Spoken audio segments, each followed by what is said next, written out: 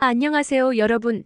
오늘은 단백질 섭취의 적정량과 건강 상태나 질병에 따른 단백질 섭취 방법에 대해 이야기해 보려고 합니다.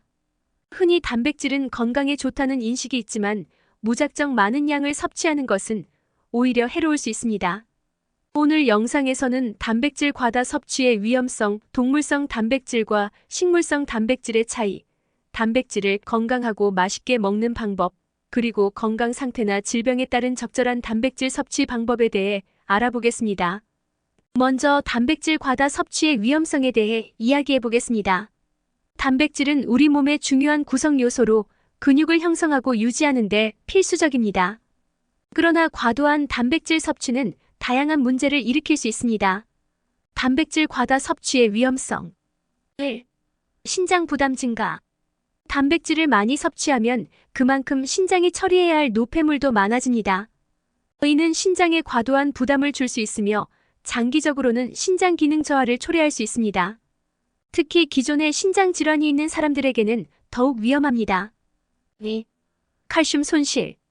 고단백 식단은 소변을 통해 칼슘 배출을 증가시켜 골다공증의 위험을 높일 수 있습니다. 이는 특히 동물성 단백질을 많이 섭취하는 경우 더 두드러집니다. 3. 체중 증가와 지방 축적. 단백질을 과도하게 섭취하면 필요 이상의 칼로리가 축적되어 체중 증가와 지방 축적을 초래할 수 있습니다.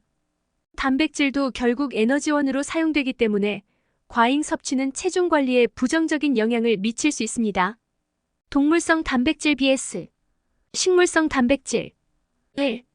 동물성 단백질. 동물성 단백질은 필수 아미노산을 모두 포함하고 있어 완전 단백질로 불립니다. 육류, 생선, 달걀, 유제품 등이 이에 해당합니다. 그러나 동물성 단백질은 포화지방과 콜레스테롤이 높아 심혈관 질환의 위험을 증가시킬 수 있습니다. 2. 식물성 단백질. 식물성 단백질은 콩, 두부, 렌틸콩, 견과류, 퀴노아 등에서 찾을 수 있습니다. 비록 일부 식물성 단백질은 특정 아미노산이 부족할 수 있지만 다양한 식품을 함께 섭취하면 충분한 아미노산을 얻을 수 있습니다. 식물성 단백질은 포화지방이 적고 섬유질과 항산화 물질이 풍부하여 전반적인 건강에 더 유리할 수 있습니다. 단백질 섭취 적정량.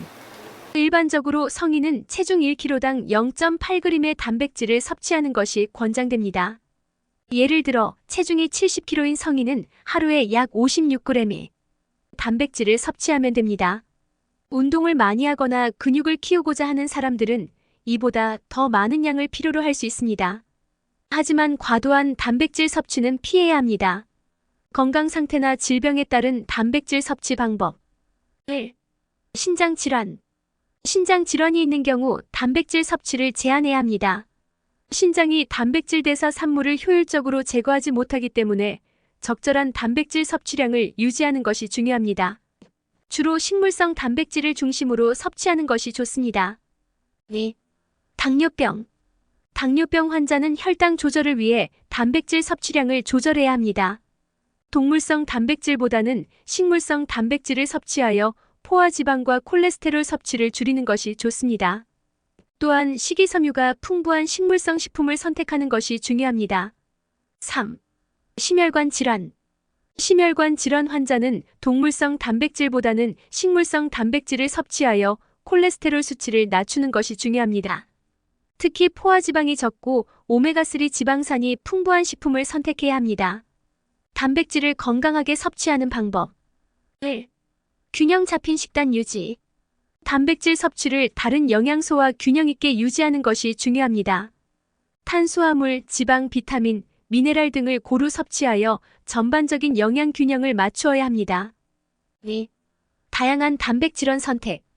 하나의 단백질원에 의존하기보다는 다양한 단백질원을 섭취하는 것이 좋습니다. 동물성 단백질과 식물성 단백질을 모두 포함하여 균형 잡힌 식단을 유지하세요. 3. 적절한 양 섭취. 개인의 건강 상태, 체중 활동 수준에 맞춰 적절한 단백질 섭취량을 유지하세요. 무작정 많은 양을 섭취하는 것이 아니라 자신의 필요에 맞게 조절하는 것이 중요합니다. 4. 건강한 조리법 사용. 단백질을 섭취할 때는 건강한 조리법을 사용하는 것이 중요합니다. 튀기거나 기름진 요리보다는 찌거나 굽는 방법을 선택하여 불필요한 지방 섭취를 줄이세요. 5. 간식으로 단백질 섭취. 간식으로 단백질을 섭취하면 포만감을 유지하고 혈당을 안정시키는 데 도움이 됩니다. 예를 들어 견과류, 요거트, 두부 스낵 등을 선택할 수 있습니다. 결론. 단백질은 건강을 유지하는 데 필수적이지만 과도한 섭취는 오히려 건강에 해로울 수 있습니다. 동물성 단백질과 식물성 단백질의 장단점을 이해하고 균형 잡힌 식단과 적절한 양을 유지하는 것이 중요합니다. 또한 자신의 건강 상태에 맞춰 단백질 섭취량을 조절하고 건강한 조리법을 사용하는 것이 필요합니다. 오늘의 정보를 통해 단백질을 건강하고 맛있게 섭취하는 방법을 배우셨기를 바랍니다. 감사합니다.